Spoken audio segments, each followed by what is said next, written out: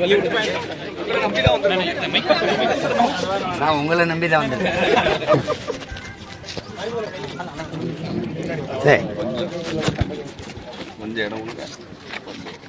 உள்ள வாங்க.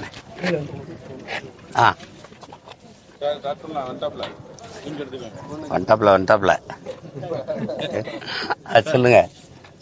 இலங்கை அதிபர் இந்திய மீனவர்கள் எல்லை தாண்டி வராங்க, அவங்க மேல கடுமையான நடவடிக்கை இதுக்கு மேல என்ன நடவடிக்கை எடுக்க போறாரு? 850 பேரை சுட்டு கொண்டாச்சு, பல ஆயிரம் பேரை சிறைப்படுத்தி படகுகளை பறிச்சு அவங்க அரசுடைமையாக்கி ஏலம் விட்டு வலைகளை கிழிச்சு எவ்வளோ இதுக்கு மேல பண்ணி இதுக்கு மேல என்ன நடவடிக்கை எடுக்க போறாங்க?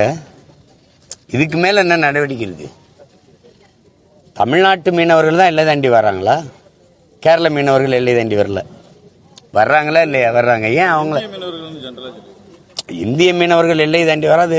இப்போ இதுக்கு இந்திய நாட்டை ஆளுகிற தலைவர்கள், குறிப்பாக வெளியுறவுத்துறை அமைச்சர், பாதுகாப்புத்துறை அமைச்சர், நாட்டின் பிரதமர், இந்த நாட்டை ஆளுகிற முதலமைச்சர்கள் தான் முடிவு எடுக்கணும். எல்லை கடலுக்குள்ளே என்ன இருக்குது அப்படின்னா நீங்கள் என்ன ஒரு முடிவு எடுக்கணும்? கச்சத்தீவை திருப்பி எடுக்கணும். கச்சத்தீவை எனக்கென்று வைத்தால் கடல் தூரம் அதிகம், கச்சத்தீவை அவங்களுக்கு கொடுத்தா அவனுக்கு கொடுத்தா அவனுக்கு கடல் தூரம் அதிகம். என்னுடைய வாழ்வாதாரம் பறிபோகுது இல்லை? அப்போ இத்தனை மீனவ சொந்தங்களினுடைய வாழ்வாதாரத்தை பறி கொடுத்துட்டு என் நிலத்தை அவனுக்கு எடுத்து கொடுக்க வேண்டிய தேவை என்ன இருக்கு? அப்ப சொந்த நாட்டு குடிமக்களை கடல்ல மீன் பிடிக்க பேர் இந்திய பெருங்கடல்னு இருந்தா போதுமா? அதுல மீன் பிடிக்கிற உரிமை கூட எனக்கு இல்லைன்னா அப்புறம் இவ்வளவு செய்து ஒரு சின்ன நாடு அவனோட ஒரு பொருளாதார தடை அல்லது தொழில் என்ன சொல்றது பாதுகாப்பு கொள்கையில் நான் மாற்றம் எதையாவது ஒன்று செய்யணும்ல. நீ அந்த நாட்டு ராணுவ வீரனுக்கு பயிற்சி கொடுக்கறது, கடன் கொடுக்கறது, தர மேம்பாட்டு பயிற்சி, அப்புறம் போர்க்கப்பல் பரிசு கொடுக்கறது, ஏதாவது ஒரு நெருக்கடி கொடுக்கணும்ல. உன்னோட வர்த்தக தொடர்பு இல்லை, பாதுகாப்பு தொடர்பு இல்லை, தொழில் தொடர்பு இல்லை, ஏதாவது ஒன்று சொன்னாதானே அவன் கட்டுக்குள்ளே வருவான். வாயே திறக்கலைன்னா அவன் இஷ்டத்துக்கு விளையாடுறான். அது இதுவரைக்கும் நீங்க சொல்றதை பார்த்தா ஒரு முன்னேற்றம் இருக்கு. தமிழ் மீனவர்கள் இடத்துல இந்திய மீனவர்கள் வந்திருக்கிறாரு. இவர் புதுசா வந்திருக்கிறவர். சொல்லுங்க. இந்த தமிழக முன்னாள் முதல்வர் கருணாநிதியோட பெயரை வைக்கிறத திமுக தலைவர் ஸ்டாலின் மற்றும் எடப்பாடி இடையே வாக்குவாதம் இருக்கு. அது பேரை வைக்கலாமான்னு இல்ல ஐயா, ஸ்டாலின் அவர்கள் முதல்வர் அவர்கள் சொல்றதை பார்க்கும்போது அவங்க ஒரு திட்டத்தை கொண்டு வர்றாங்க, ஒரு நூலகம் கட்டுறாங்க, ஒரு ஜல்லிக்கட்டு விளையாட்டுக்கான வளாகம் கட்டுறாங்க, பேருந்து நிலையம் கட்டுறாங்க. இதெல்லாம் இருக்கட்டும். இந்த பேருந்து நிலையத்துக்கு அடிக்கல் நாட்டுறது அதிமுகவாக இருக்கு. கட்டி முடிச்சு இப்போ கிளாம்பாக்கத்தில் இருக்கிறதுக்கு அடிக்கல் நாட்டினது அந்த திட்டத்தை தொடங்கினது அதிமுகவாக இருக்கு. அதை முடிச்ச பிறகு பேர் வைக்கிறது அதிமுகவாக இருக்கு. அந்த பேருந்து நிலையத்தை நீங்க பாத்தீங்கன்னா அது உதயசூரி வடிவத்தில் கட்டி வச்சிருக்காங்க, முடிச்சு வச்சிருக்காங்க. அது எங்க காசுல உங்க கட்சி சின்ன அப்படி வருது. எல்லாத்துக்கும் உங்க அப்பா பேர் வைங்க. நீங்க கழிப்பிடத்துக்கும் குடிப்பிடத்துக்கும் தான் உங்க அப்பா பேர் வைக்கல, வைங்க. ஆனா உங்க காசுல இருந்து வைங்க, உங்க அப்பா காசுல இருந்து வைங்க. எங்க அத்தா அப்பா காசுல எடுத்து நீங்க உங்க அப்பா பேரை வைக்கிறதுக்கு நீங்க யாரு? எது எப்படி வைக்கிறீங்க? இப்ப 250 கோடிக்கு சமாதி கட்டிருக்கல, யார் காசு? யார் காசு சொல்லுங்க? ஒவ்வொரு ஊர்லயும் 200-300 கோடிக்கு நூலகம் கட்டிட்டு வரீங்களே, யார் காசு? யார் காசு சொல்லுங்க? சொந்த சொத்தையெல்லாம் வித்துட்டு எங்க பாட்டை 4ஆம் தமிழ்ச்சங்கம் அமைக்கலையா? பாண்டித்துறை தேவர், வள்ளல் பாண்டித்துறை தேவர், அவர் பேர் வைக்க தெரியாதா? இல்ல இப்படித்தான் எங்க பாட்டனார் வஉசிக்கு நீங்க பண்ணிருக்கல. சொத்தையெல்லாம் அந்த நாட்டு விடுதலைக்கு வித்து கடைசி காலத்துல மன்னனை வித்து பழச்சான எங்க பாட்டன், அவனுக்கு ஏதாவது பெருமைக்கு இருக்கா? சிலை இருக்கா? சிலை இருக்கா தலைநகர்ல? அவன் இல்லாம இந்த நாட்டுக்கு விடுதலை வந்துடுச்சா? எத்தனை எத்தனை எங்க முன்னோர்கள் கேட்டா அவர் சொல்றாரு, அவர் தான் இந்த நாட்டு மக்களை பற்றி சிந்திச்சார், அவர் பேரை வைக்காம என்ன? உங்க அப்பா இந்த நாட்டு மக்களை பற்றி சிந்திச்சாரா, அவர் வீட்டு மக்களை பற்றி சிந்திச்சாரா? சொல்லுங்க. நாட்டு மக்களை பற்றி அவர் சிந்திச்சது ஒன்னு பட்டியலிட்டு சொல்லுங்களே. நாட்டு மக்களை சிந்திச்சவர் தான் சாராய கடை திறந்து விட்டாரா?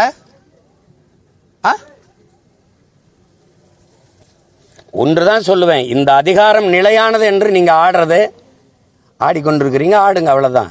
அருகில் இருக்கிற இலங்கையை பாருங்க, பக்கத்தில் இருக்க பங்களாதேஷையும் பாருங்க. பங்களாதேஷை உருவாக்கிய அந்த நாட்டின் தந்தை முஜிபுர் ரஹ்மான் சிலை என்னாச்சுன்னு பாருங்க. இப்போ எங்கே இருக்கு? இதே தான் ஆடிட்டு இருந்தா அப்படி ஜெகன்மோகன் ரெட்டி. எல்லா இடத்துலையும் இவங்க அப்பா பேரை வச்சார், ராஜசேகர் ரெட்டி பேரை.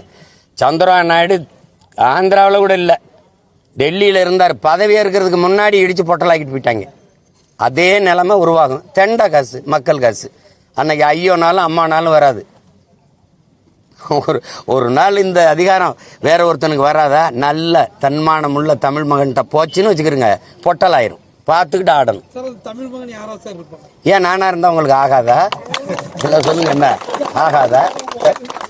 தமிழ் மகன் நானா இருந்தா ஆகாதா? எனக்கு எந்த குழப்பமும் இல்லை. நான் தமிழ் மகன், என் தேசம் தமிழ் தேசம், என் அரசியல் தமிழ் தேச அரசியல். நான் அதில் பாதி இதில் பாதி கிடையாது. புரியுதா?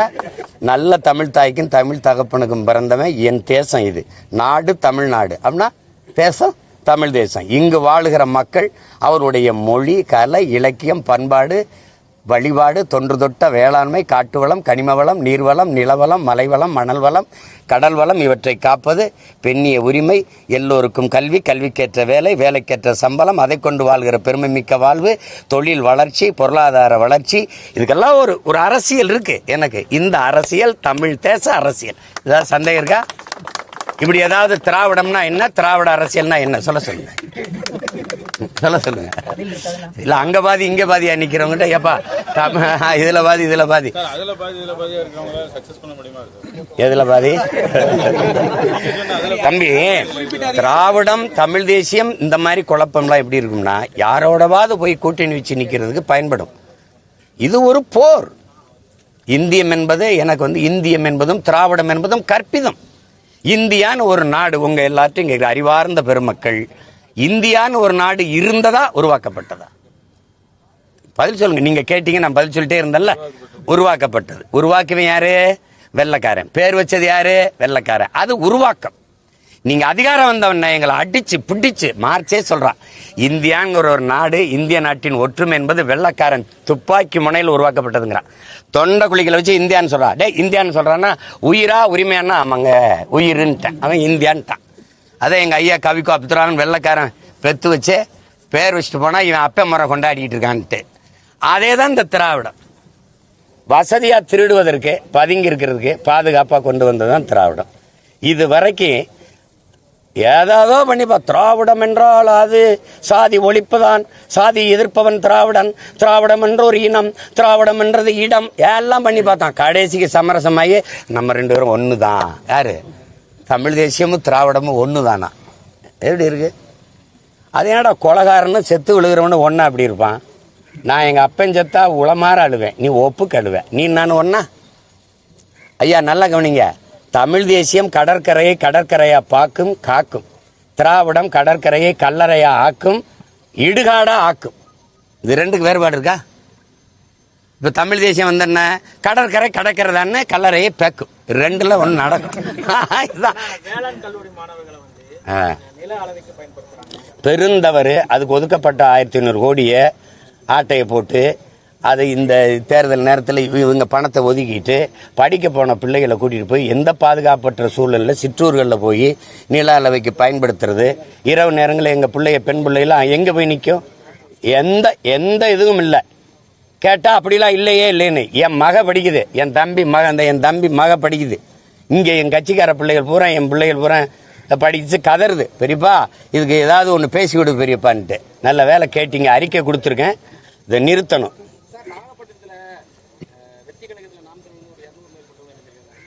வெற்றி கழகத்திலிருந்து 500 பேர் என் கட்சியில் இளைஞராங்க.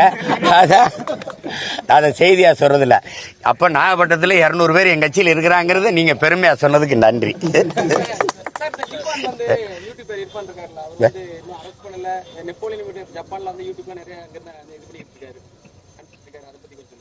யாரு? அது அவங்க இது. ஏன்னா அந்த இர்ஃபான் தம்பியே ஒரு திமுக ஆதரவாளர் தான். அது அவங்க பாடுது. அதை போய் அதில் என்ன ஒரு பெரிய உலக குற்றத்தை அவர் ஒன்றும் செஞ்சிடல. அது போய் ஒரு கைது பண்ணியே தீரணும்ட்டு. கள்ளச்சாராயம் 10 பேர் இதுவரை கொண்டவனே வெளியில் சுற்றிட்டு இருக்கான். இதில் போய் இது இடத்த போய் சின்ன பிள்ளை ஆர்வத்தில் பண்ணிட்டாரு. சார் 2026 சட்டமன்ற தேர்தலுக்கு நாம் தமிழர் தயாராக என்னென்ன மாதிரி பண்ணிக்கலாம்? நான் தான் முதல்ல எனக்கு பார்த்தா எல்லாரும் பின்னாடி ஓடியாராங்க. நான் என்ன பேசுறேனோ அதே பேசுறாங்க பாருங்க. ஏன்னா அந்த ஐஏஎஸ் உளவுத்துறை எடுத்து கொடுத்துருது அவன் என்ன பேசுறான் உள்ள அப்படின்னு. நான் எப்படி கட்டமைக்கிறேன், ஒரு தொகுதி ஒரு மாவட்டம்னா ஒரு தொகுதி ஒரு மாவட்டம், எல்லா இடங்களையும் எப்படி எப்படி வேலை செய்கிறாரோ அதே மாதிரி தான் செய்கிறாங்க. எனக்கு பின்னாடி தான் ஓடி வராங்க எல்லாம். இங்கே பாருங்க, இப்போ எல்லாம் கிளம்பிட்டாங்க. யாரும் வீட்டில் தங்குறது இல்லையே, யாரும் தங்குறது இல்லை. 200 ஏன்னா திராவிட ஊபிஸுக்கு 200 தான். அவங்க அது 200 வந்தால் 200 கொடுத்துட வேண்டியதான். இந்தப்பா 200 வச்சுக்கப்பா அப்படின்னு. சார் இப்போ துணை முதல்வர் என்ன செய்ய போறாங்க? தேர்தல் நேரத்தில் 1000 கொடுத்தா வந்துச்சா, 1000 கொடுத்தா வந்துச்சா, 1000 கொடுத்தா வந்துச்சான்னு 2 பேரும் கேட்க போறாங்க. எங்க அம்மா எங்க தங்கச்சின்னா, ஐயா அதே 1000 என் புருஷன் வாங்கிட்டு வந்து உங்க கடையில கொடுத்தாரு டாஸ்மார்க்ல, அது உங்ககிட்ட வந்துருச்சா? அதுல பாதி வர்றது இல்லையா?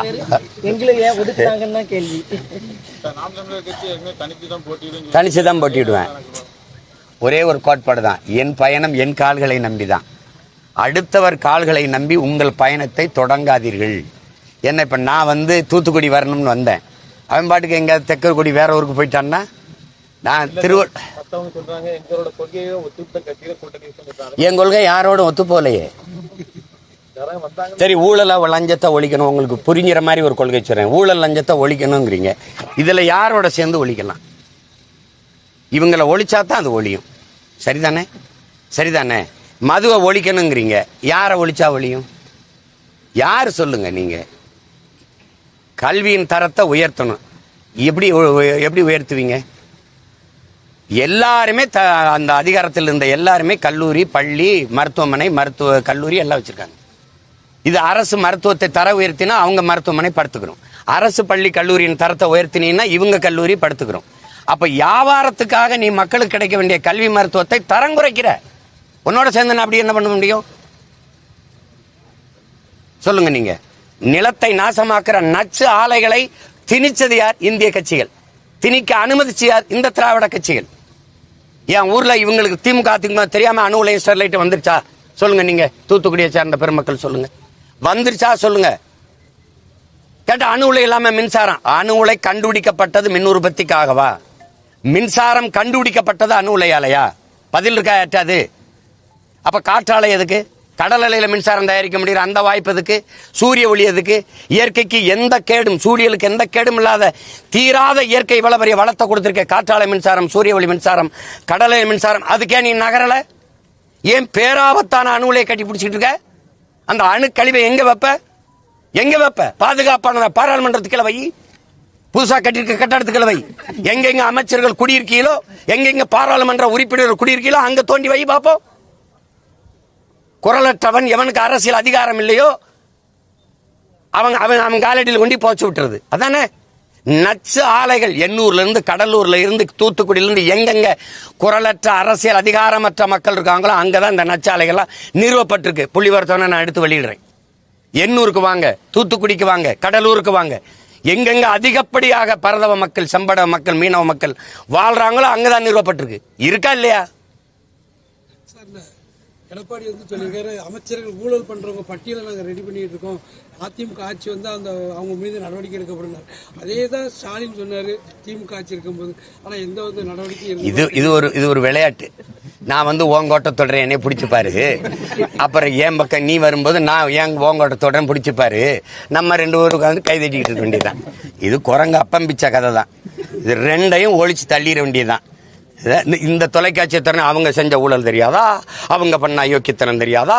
அவங்க வாங்கின கமிஷன் தெரியாதா? இந்த பக்கம் திருப்பினீங்கன்னா நீ வாங்கின ஊழல் தெரியாதா? அந்த ஒரு நேரத்தில் தான் உண்மை பேசுவாங்க 2 பேரும் மாறி மாறி.